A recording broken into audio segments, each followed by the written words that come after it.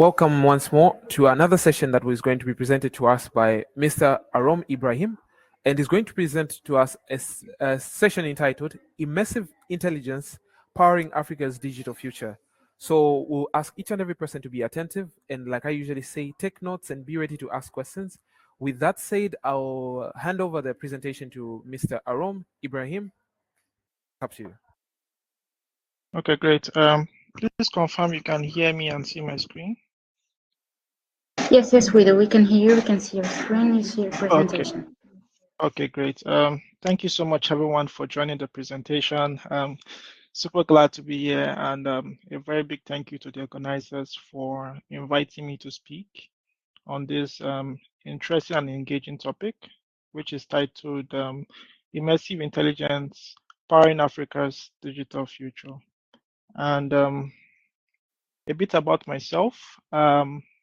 I'm a business analyst and also a program director at Immersive Tech Africa, and I'm very passionate about digital strategy and transformation, and also seeing how we can use emerging technologies like VR and AR, and also artificial intelligence to drive positive social change in Africa. At the moment, I'm a doctoral researcher at LUT University of Finland, and my research is focusing on more or less the future of sustainability, which is regenerative futures, and seeing how entrepreneurs who are leveraging on emerging tech can help drive a positive future for everyone, basically. So a bit about how I got into XR. I know you guys might have that thought at the back of your head, right? But a bit about that. This was me in 2016 when I joined an event which was hosted by Meta in my city, Abuja, Nigeria. And this was me trying out VR for the first time, right? So I had the headset over my eyes, and virtually I was transported from my city to all the way to India, right? So imagine me being in Abuja, Nigeria, and virtually in India, exploring the amazing Taj Mahal, which is a very unique and important UNESCO heritage site. Yeah. So when I tried it out, I was amazed of the possibilities of what VR, AR has to offer. And together with my friends, we were able to build a company around that. We invested some funds in buying VR headsets, and we started building experiences for businesses, right? So we did not just consume the tech, we made sure we were contributing to it by building virtual experiences around education, art and culture, and also marketing. And afterwards, I was able to undertake a master's degree, which was funded under the Erasmus Mundus program, which focuses specifically on impact entrepreneurship, right? So you see my journey is a mixture of technology, business, and also entrepreneurship, which makes me well grounded in seeing how we can use technology for social good. As regards what we'll be talking about, the session is going to be very interaction in terms of you'll be seeing a lot of use cases, a lot of definitions, and the goal is after this session, you would get to understand what some of the terminologies are. You get to understand what immersive intelligence is, what is the state of the technology in Africa, and how industries are transforming several processes using immersive intelligence, and also rounding up with what we are doing at our initiative called Immersive Tech Africa to support youths, young individuals that want to get started with the technology, know how to, right? So our goal at that initiative is to make sure we onboard the next generation of innovators and creators. So we're going to start with the foundations, which is more like the basics, right? So we want to understand the key concept that is powering the technology before we now move fully into what immersive intelligence has to offer, right? So the first question is, maybe I can't probably see the chat right now, but off the top of my head, does anybody know what VR is, what virtual reality is, right? Maybe I'll check the chats later, but if you know what it is, you can just put it in the chat. But to move forward, yeah. So virtual reality is more or less like a computer generated environment, right? So everything is computer generated and is more or less generated into 3D, right? So you get to experience this environment using a VR headset, right? So the headset you have over your eyes transports you to a virtual space that looks like it's real, right? So that's why you see most people that wear the VR headset, they get to scream, they get to shout. Why? Is because the environment looks so realistic that it's telling the brain that what you are seeing is real, right? So you see them making crazy noise, crazy movements, is because their body is responding to the environment, which is not really real, right? But it's tricking the brain that it is real, right? So VR is a simulated 3D environment that lets users to explore and also interact with the virtual surroundings, right? So you get to see 3D objects and environments that are computer generated, and they engage with your senses, right? So your sight, your sounds, right? A lot of senses are in play in the virtual environment. So this is how it works. You wear the VR headset like this guy is doing here, and you just get amazed of what's possible, right? And another interesting part of VR is you could have a virtual avatar, right? So a virtual avatar is a virtual replica of yourself in VR, right? So when you wear the headset, for example, I wear the headset, and you guys out there wear the headsets, right? We can all be in a virtual environment with our avatars. We could interact, we could have conversations, we could have meetings, yeah? So the goal is to create a digital replica of people, if possible, a digital replica of the earth, whereby we can interact without limitations of environment or geographical locations, right? So that's the key concept of what VR is and the social experience that comes around virtual reality. Now, moving on to another important concept in the spectrum, which is called augmented reality, right? So augmented reality, short form is called AR. So augmented reality is an immersive tech, right, that integrates a digital replica of an object and your real environment, right? So to break it down, VR is virtual environment, right? But for AR, it's a digital object in your real environment, right? So you're augmenting your reality using 3D objects, right? And for you to engage with AR, you could use your mobile devices, you could use computer generated content and advanced AR headsets or AR glasses, right? So this is how AR works. Its applications are immense, right? Imagine you want to buy a wristwatch online, but you want to see how it will look like on your wrist before you buy it. So if the website has an AR feature whereby you could virtually try on that wristwatch on your wrist, right? It's just simply amazing because now people can try things out before they actually buy, and that can help with conversions and help with sales instead of just having pictures and thinking if it will fit or not, right? Also, we have its application in, for example, you want to buy furniture, you want to see how the furniture will look like in your environment.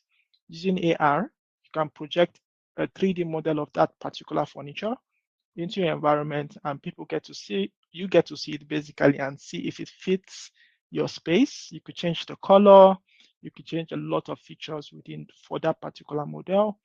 And I feel it's more interactive because you are seeing what you want to buy and you're making informed decisions around it. Also, if you're using TikTok, you're using Instagram, you're using Snapchat, trust me, you're already using a form of augmented reality, right? So those stickers, those filters you're having on your faces or you're sharing online, that's a form of augmented reality they are trying out already, right? So it's super amazing. It's very big for social media and also very interactive for users. So we have learned about the concept of what AR is, of what VR is, but you might be wondering what is XR, right? So XR is like an umbrella term of the whole spectrum. So instead of saying virtual reality, augmented reality, or mixed reality, you just get to say extended reality, right? So it's more or less like a summary or an umbrella term which encompasses all immersive technologies that blends the physical and the digital worlds, right? So if you hear somebody talking about extended reality, they're talking about the umbrella term of virtual reality, mixed reality, and also augmented reality, right? So it's more or less like a summary or a word that gathers the entire spectrum of immersive tech together. So like I mentioned earlier, it's a collection of the entire spectrum, right? So for virtual reality, you get to wear a VR headset, you have controllers, and you are immersed in a virtual or digitally generated environment, right? So the best way to engage with VR is to use VR headsets. For augmented reality, like I shared earlier, it's projecting a 3D computer generated model into your reality, right? So you could project, for example, a lion into your living room, right? A 3D AR lion, and you get to interact with it, right? So it's more or less like static and visual elements being implemented in your environment. While for mixed reality, so it's a combination of both virtual and augmented reality, right? So you get to experience it using a mixed reality headset, but what is being projected is an AR experience, right? So you get to see the model in your environment and you get to engage with it instead of using maybe your mobile phone or a tablet, right? So mixed reality is like the mixture of both virtual reality and augmented reality, and the experiences are more interactive and also more immersive. So we have touched base on what VR is, what AR is, and also what XR is, right? But I know a couple of you guys must have heard about the metaverse. You must have heard about virtual worlds, and you might be wondering, what is this new buzzword about? Yeah, so I'm going to break it down for you guys. So imagine Earth 2.0, like the Earth we are physically living in. Imagine a virtual version of the Earth, right? Whereby interactions are out of this world. You could do stuffs without limitations. You could build virtual environments, virtual experiences on the go, right? That is what the metaverse and virtual worlds are, right? They are 3D enabled environments that are built on large scales and large platforms using VR, using AR, and advanced internet technologies, right? So people could be in the same space with you anywhere in the world and do activities as if it's a physical space, right? And we have Meta who is really pushing this platform through the Meta Horizon. And trust me, if you have a VR headset and you go into the Meta Horizon, it's like an interactive virtual space, right? You could meet somebody that is in the States, you could meet somebody that is in India, you guys could have conversations, you could play games. It's just amazing, right? And I feel it's a digital version whereby you get to be yourself, right? You get to explore stuff, have conversations with people you can maybe never have with, and it's just simply amazing.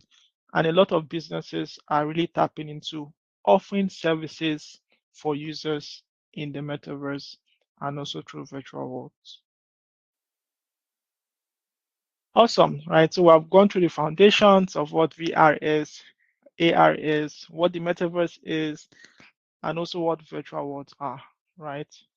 But we are currently in the age of AI, right? And AI is powering a lot of technologies, powering a lot of industries. But imagine the combination of immersive technologies and artificial intelligence, right? That marriage is what we call immersive intelligence. So it's powering virtual experiences using AI and making them more interactive, more engaging, and also more replicable, right? So I'll be sharing a bit about what immersive intelligence is. So Immersive intelligence, like I mentioned earlier, refers to the convergence of extended reality, which we have talked about, right? So virtual environment, virtual worlds, and artificial intelligence, right? So let me paint a scenario for you. So imagine you want to model a 3D version of a lion, like I mentioned earlier, right? But you want that model to be a 3D model that you could use for your VR experience or your AR experience. So imagine having a picture of that 3D model, right? And projecting it or having it in an AI engine, right? So instead of spending a lot of time using Blender, with an AI engine, you could just upload pictures of the lion and you have an output of a 3D model of that particular lion that you could have projected in AR or used in a VR environment, right? So the marriage of both XR and AI is amazing interactions and experiences and making more or less learning and engagement more fun and more immersive, right? So it's more or less going to reshape how we are going to learn, train, and collaborate in the future. So according to research and market insights, the XR industry is growing super fast, right? There's a lot of investments going into it, and it's projected to grow as big as 519 billion US dollars by 2032, right? So it's moving super fast. And that investment is moving towards social engagement and social experiences, right? So powering your Snapchat, your TikTok, right? Businesses want to engage with users and they want to do it in a more immersive way, right? And currently companies are using VR AR to train, right? And this has seen close to 75% retention improvements and also 275% increase in learners' confidence, right? So using immersive intelligence, what you see in the virtual environment, you get to recall faster and you get to learn better. Also, AI-driven learning platforms are personalizing education and scaling basically for adaptive learning. And according to the insight that has been shared, it's currently being used by 44% of Fortune 500 companies, right? So some of the top companies in the world are already using immersive intelligence.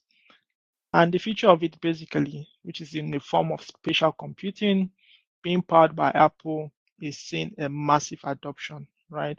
Companies like Boeing, Accenture, Walmart are already transforming their workforce using immersive intelligence.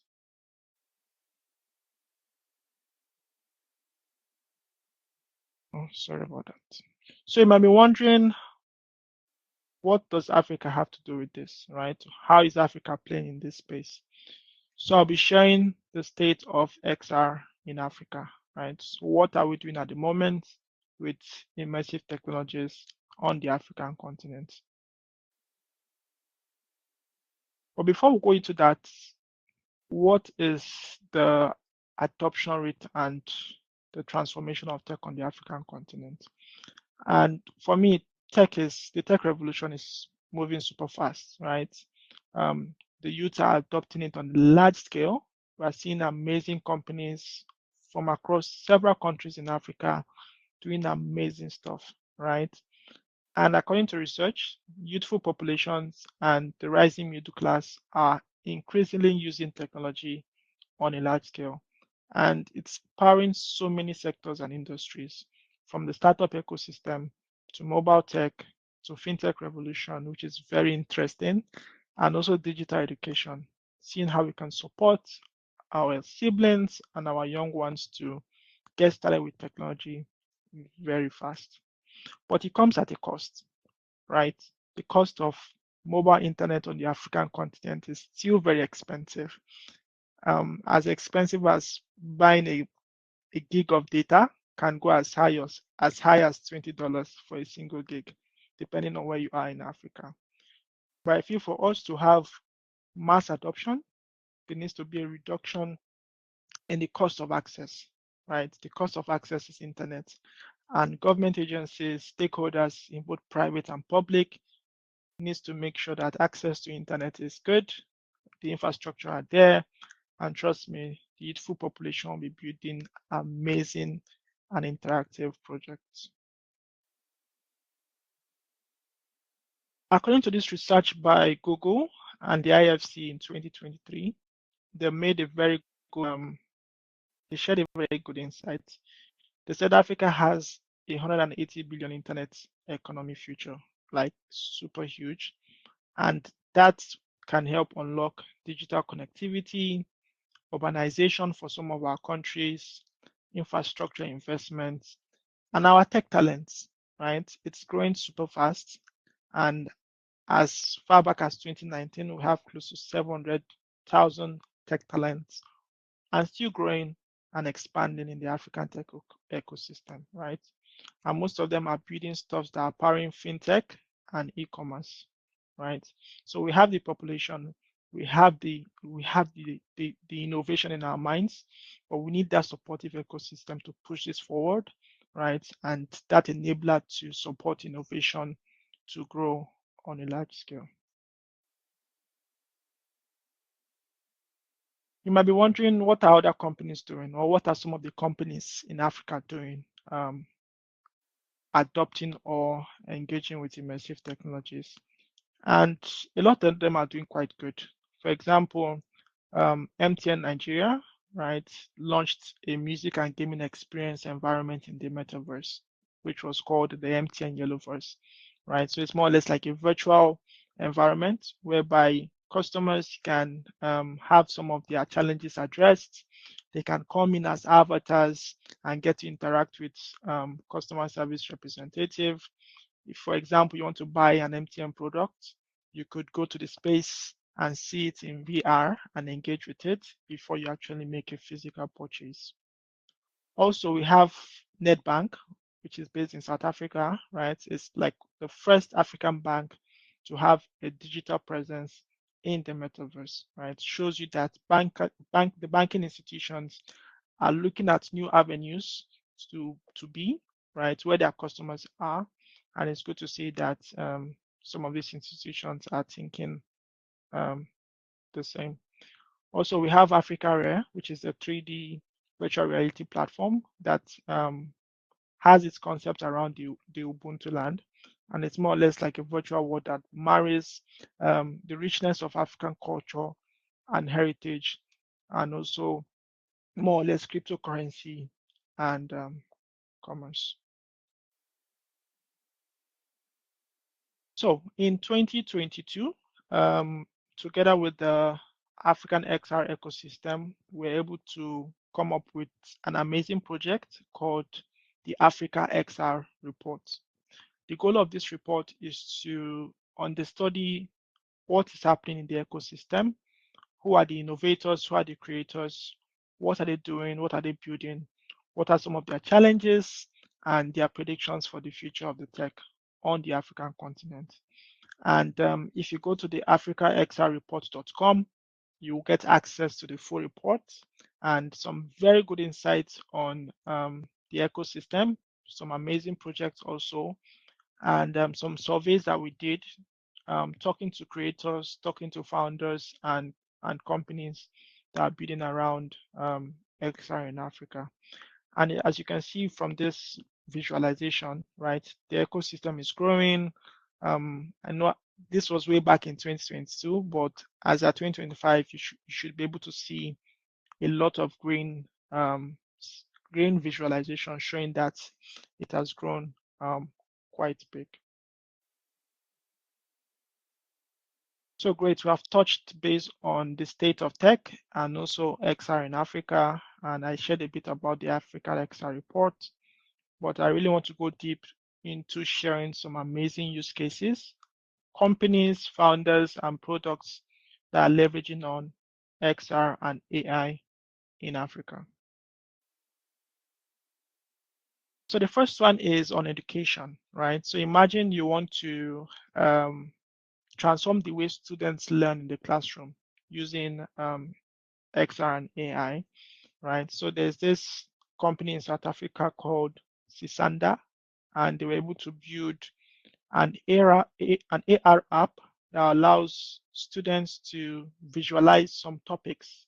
For example, the human heart, right? They could visualize it in the classroom. So instead of just having drawing boards, right, with sketches of the human heart, using your mobile phones, you could project a 3D model of the human heart, and the students get to learn better because they could see the movement of the human heart, they could interact with it, and trust me, they were able to recall faster instead of just trying to recall by maybe cramming or through text, right? So this is a very good application of AR for education in Africa. Another good example is StanLab. So StanLab is a 3D virtual science laboratory. They are based in Nigeria, and their goal was to solve a problem, right? The problem was a lot of schools in Africa don't have well-equipped science laboratories to undertake certain practicals for certain examinations. And what they did was to create a gamified environment, right, using WebXR, which is using VR on the web. And with this, students can undertake and practicalize certain science practicals using their mobile phones or their PCs. Yeah. So they could pick, for example, a puppet, interact with chemicals, and it's very insightful because now they are not limited by not having a full science laboratory. Using their mobile phones, they could undertake certain practicals. They could try and fail, try again and be perfect at it. And then when they are ready for the full examinations, they will definitely do quite well at it. So this is how the environment looks like. So in terms of vocational education and training, World eVisual, which is based in Uganda, created a VR simulation environment that trains students on practical vocational skills. For example, maybe you want to learn plumbing, you want to, for example, be a mechanic, and you want to undertake certain procedures and simulations.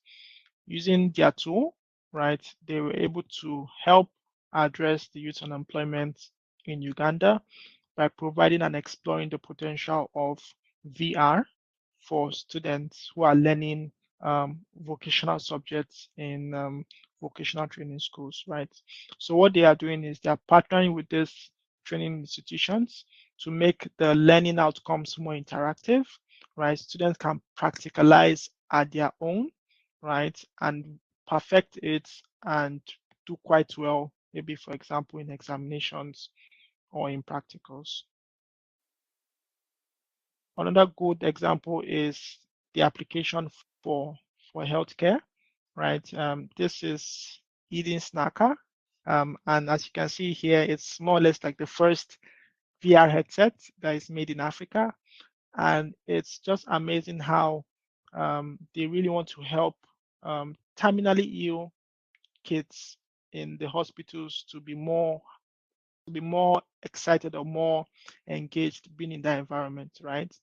So instead of being sober or being dull, using their solution, which is called the Eden Snacker, their goal is to make families and young patients to be immersed in virtual journeys and virtual experiences, more or less bringing more life to the hospitals and also to the kids who are terminally ill, right? So this is more or less using VR for social good. And also, you might be wondering, why can't our seniors use VR, right? It's quite possible.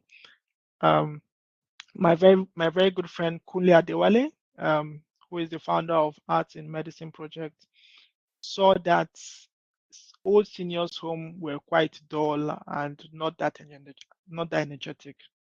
And what he did was to curate old videos, old songs, experiences of places they have been to, right, and fused it into a VR experience. And with that, some of these seniors were able to go back in time see places that they have been to during their youthful ages, and most of them were really happy because they could try things out that maybe they have maybe forgotten before, right? And they could also try out new things and become excited again, right? So it's very important that when we're building with Yeah, you're back. okay, sorry, I lost my audio dropped off surprisingly. I hope you can see my screen. Yeah, everything is well. Go ahead. Okay, cool. So I'll be touching base on what are some of the applications for art and culture, and my very good friends, Guzotech, which are based in Ethiopia, they were able to partner with the Orioma Tourism Commission to create immersive stories and immersive experiences around the Orioma culture. And they were physically able to digitize some of the local sculptures and important artifacts, as you can see in the virtual museum. And this gave an opportunity for people who cannot physically be in Ethiopia to be able to learn about the Orioma culture. And some of these assets are now available on the Google Arts and Culture platform, right? So you could also take a look using that too. But it shows you how the application of VR and AI can really help transform the arts, culture, and tourism industry. So we're moving on to industries, right? We just touched a bit about how it can basically help certain sectors, but now it's industries, it's businesses. And to get started with, I'll touch a bit about education because it's quite important, right? Though I shared some use cases on AR and WebXR, but the future of XR and AI can help support students to learn better, right? Um, teaching teaching sessions can be more interactive and more engaging and more fun, right? Using XR and AI, and it can also help to create virtual environments whereby students can explore certain concepts firsthand and get to learn better and also recall faster where possible. Secondly is defense, right? So imagine being able to train our amazing, brilliant, and confident soldiers, right, using VR and AR, right, before they actually go to the battlefield or to the field, right? So they could practicalize certain scenarios and simulations using some AI agents in a VR environment, do it multiple times, get perfect at it, right, before going to the field. And this can help with so many scenarios and simulations and help provide complex activities for these soldiers to get used to before they move into the actual battle environment. Also for real estate, imagine being able to see the house you want to buy, right, before you actually buy it. And that is what's possible with XR and AI. And this can help offer real estate marketing agencies an immersive and interactive experience for their property viewing, right, and also engagement. And this can help to convert prospective buyers during the selling process, right? So the goal is to make sure that your customers get to have that immersive experience before they buy, and they can also use the technology to maybe design how the house should look like, right? Creating a 3D version of the house before doing a physical version, make good improvements in the virtual version, right, which will now be reflected in the physical version, right? So it's very important and also very transformational for the real estate sector. Also for e-commerce, I think I shared a bit about AR for e-commerce at the start, but imagine being able to buy certain, for example, dresses, eyewear, sneakers, leveraging on virtual try-ons, right? So having like virtual showrooms where people can try out stuff before they actually buy can help convert them faster instead of the normal traditional retail process, right? It shows you the possibilities of XR and AI for e-commerce. Also for marketing, imagine being able to advertise in an immersive way, right? So instead of having dull or still billboards, you could have billboards that project, are interactive, and I think that can help um, capture the eye of your customers and make them want to try what you are selling. So we have touched base on the foundations. We have talked about what's happening in Africa as regards XR. We'll also touch base on the application for several industries, right, and sectors. But now it's the future, right? What does the future hold for XR and AI? And to be sincere, it's amazing, really. And the thought of it just excites me because innovation is moving super fast, right? We have AI at the moment, which is doing amazing stuff. And for example, the Apple Vision Pro, which is being powered by spatial computing, it's giving you like VR 2.0, right? You can do amazing stuff with it. You could have amazing interactive meetings, right? Just like what is being seen here.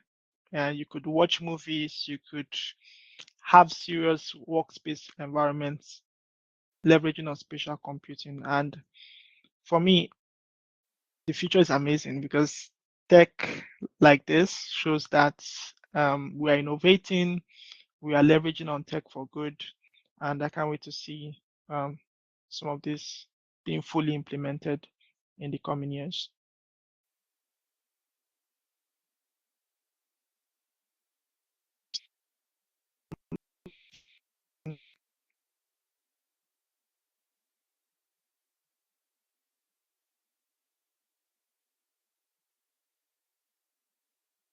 Answers immediately, right? Shows you the marriage of AI with VR and AR. And like I mentioned earlier, you could animate your pictures, right? For example, you want to convert a still picture into an animated version, right? You could use AI to do that. And you can also use AI to create models, like I mentioned earlier, that you could use in powering your AR experiences and also VR. And Meta is also building an amazing tool called the Orion AR glasses. So using the glasses and this wrist controller, right, you could do amazing stuff. Right, you could project stuff and control them using your wrists, right, and also interact with them also. So these are more or less some of the future trends and possibilities that we are looking forward to. And some of them are already here, right? The Meta AI glasses are available. Meta just released a new tool that you can convert a picture into a 3D model, right? Super cool. So to round up, I'll be sharing how we are helping to increase access to XR and AI in Africa through my initiative called Immersive Tech Africa. And this initiative came about in 2019, where I saw a gap in the industry in Africa where the propagation of immersive tech was not that big. And the goal for this initiative is to see how we can train the talents that can build the future of the tech on the African continent. And every year, we host a training program that supports selected participants across Africa virtually for over 12 weeks, right? So they are being trained on how to build AR experiences, VR experiences. They are being supported by mentors, and we'll bring in industry leading mentors that support them during the learning process. And some of them are doing quite well. A couple of them are working for some very good companies, and some of them are creating amazing projects, which they are also sharing on LinkedIn. So this is the growth of our initiative so far. We have 15 plus executive team members. Our community is growing super fast. We have close to 1,000 plus community members across Africa, and we have close to 4 plus programs and initiatives that revolve around XR and AI. So these are pictures from some of our training, physical training programs and meetups, right? And we are also very big on having a lot of ladies in XR and also catching the young ones or bringing them into the space quite early, right? So most of our programs revolve around having young kids around, having women and girls being a part of it. And it's super exciting when we see what they can do with what they have, and we are super glad that we are supporting their journeys. So to round up, I know I've said a lot. I know I've shared some amazing insights and some cool use cases, but I believe that the future of immersive intelligence is not about pushing the boundaries of innovation. It's about how we can unlock our human potentials, especially in Africa, and how we can also drive meaningful progress across all industries and sectors, right? We're not just buying VR headsets in Africa, we are building experiences that are being powered into these VR headsets and being consumed by audiences across the world, right? So I believe we're still at the beginning of this incredible journey, right? And the potentials for immersive intelligence knows no bounds. And I can't wait to see how Africa can really transform the sector in the coming years to come. So thank you so much for listening. You could catch me on LinkedIn at Arome Ibrahim. If you have any questions or any feedback, I would love to hear them and also give my thoughts to it. So thank you so much.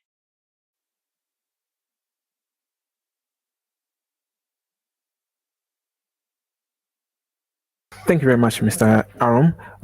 Right now, we do have some questions in the messages.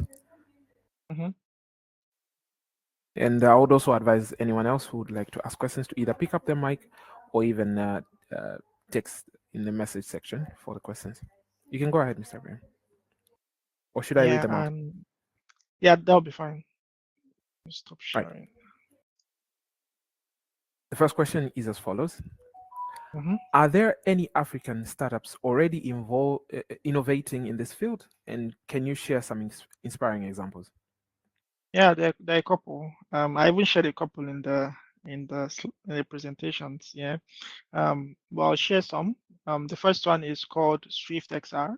So SwiftXR is a WebXR platform, right? So the goal of the platform is you could create web-based experiences without needing maybe serious knowledge like Unity or Unreal Engine, right? And the goal of their platform is to help support young creators and maybe businesses that want to have digital versions of their products or services, right? So using their platform, you could create an AR experience, for example, of a mobile phone, right? And being able to embed that on your website. So when people or customers want to buy that particular phone, they could see it in 3D and they could also project it in their environment using AR. We also have, like I shared in the presentation, Eden Snacker in South Africa, which built the first made in Africa VR headsets, and also other companies across the African continent that are more focused on the immersive part of XR and AI.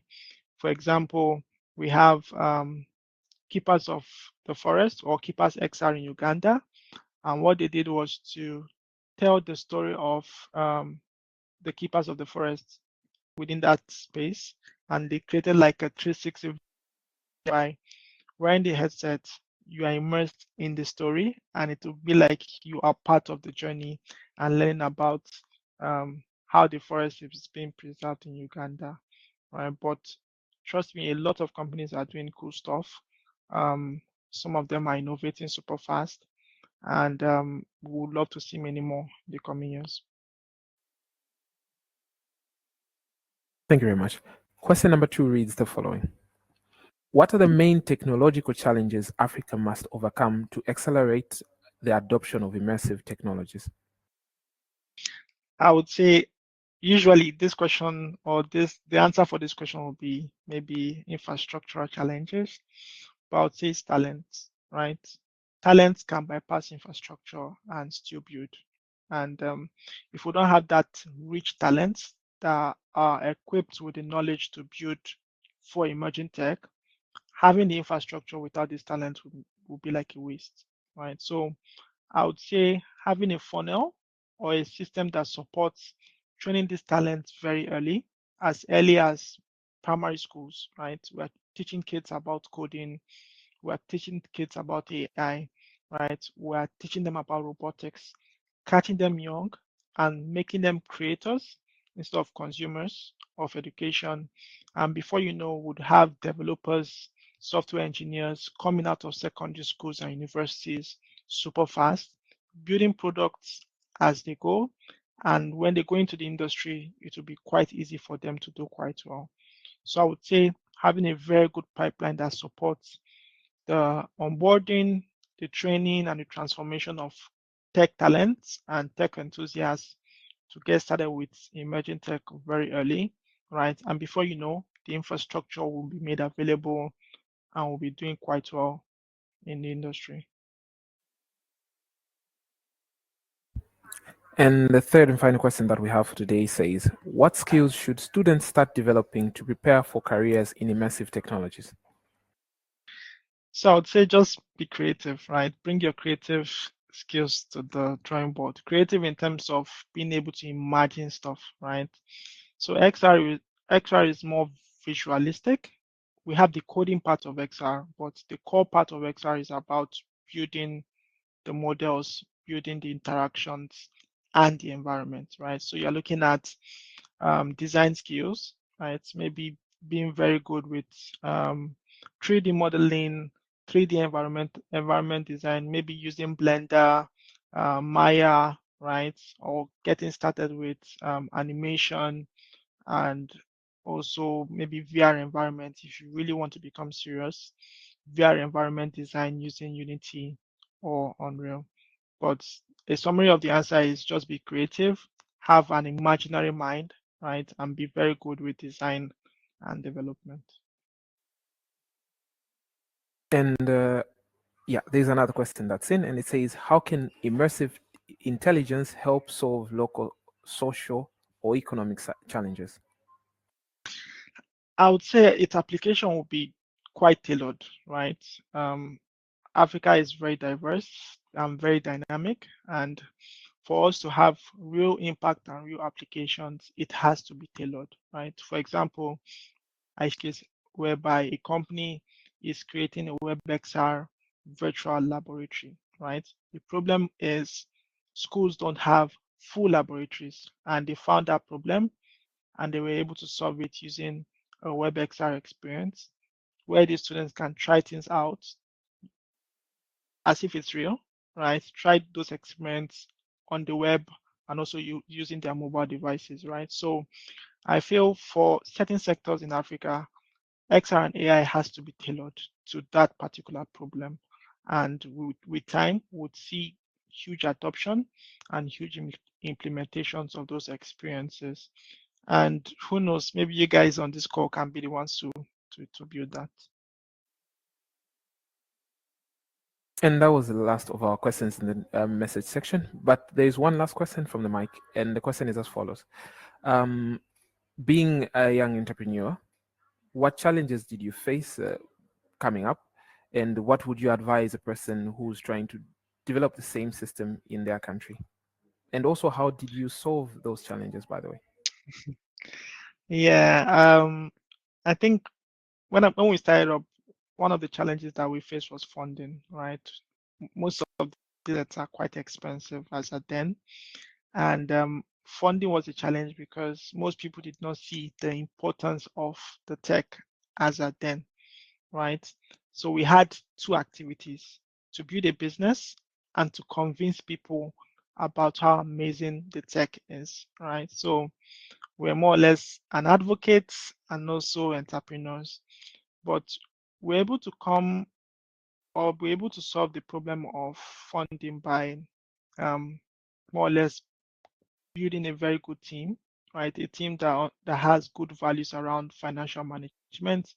And with that, we're able to set up a structure and pitch the business to investors and programs that supported us with grants and partial funding for us to for our headset, right?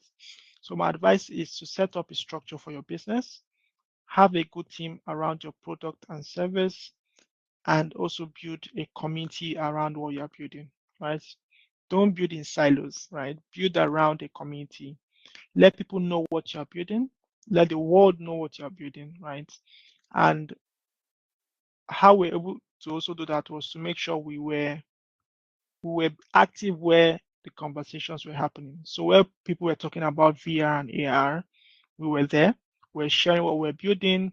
We're sharing our experiences, and that helped us to unlock certain networks and certain connection we could only dream of, right? So my advice is don't be shy to build. Build in public.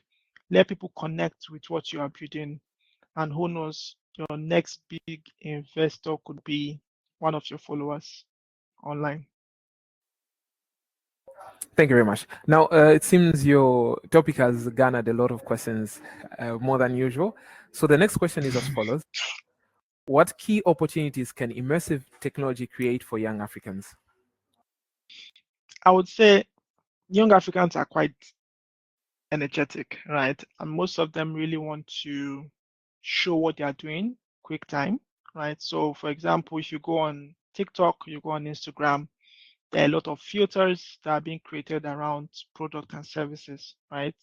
So imagine as a young African, you're able to leverage on that need for filters, that need for stickers, and create like customized stickers and filters for businesses, right? You could just maybe reach out to a very prominent business and say, hey, we could create a TikTok filter for you guys that people could use, showcasing your product and services. And the more people use that filter, the more they get to learn about the product and the company, right? So no matter what form of tech you are, not just immersive tech, make sure you understand how to scale certain product and services, right? And also how to make revenue around it.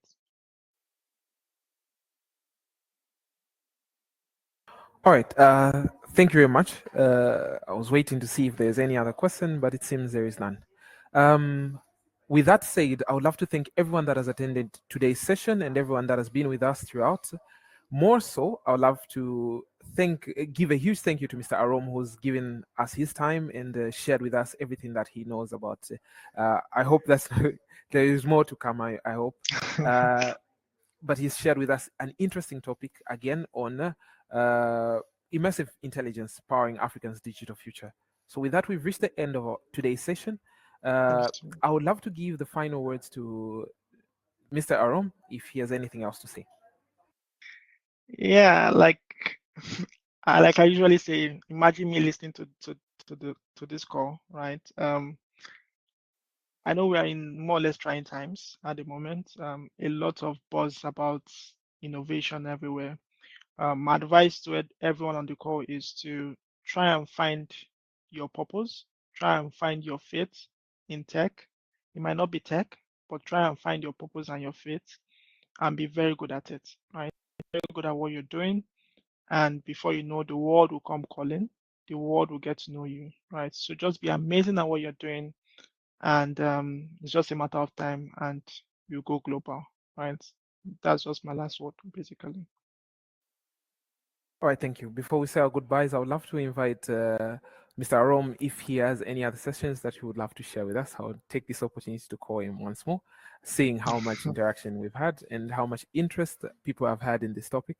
I'm sure it will just be the right thing to do. All right, we'll communicate on that one further on.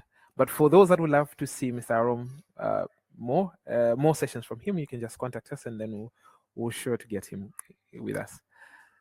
Thank you So so much. we've finally reached the final section of our program, and I would love to say goodbye to everyone. We meet in the next session. Bye, everyone.